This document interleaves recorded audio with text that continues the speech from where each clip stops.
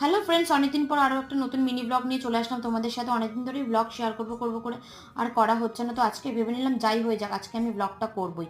এদিকে আমার শরীরটাও খারাপ ছিল, তাই আমি ভিডিও বানাতে পারছিলাম না। তো আজকে আমার বরের ছুটি ছিল, তাই দুজন মিলে একটু ঘর সাফাইয়ের কাজে লেগে পড়েছিল। ও আমাকে একটু হেল্প করে দিচ্ছিল।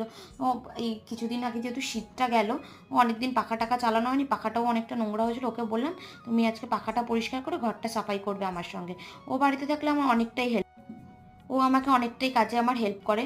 অনেকেই এখন বলবে যে বরকে দিয়ে এই কাজ করাচ্ছে সেই কাজ করাচ্ছে, সেটা না, যে ও আমাকে সবসময় হেল্প করে। তাহলে ওরও সুবিধা হয়, আমারও সুবিধা হয়, কারণ সারা সপ্তাহ তো আমি একাই করি। ও যেদিনকে বাড়িতে থাকে আমার অনেকটাই হেল্প হয়ে যায়।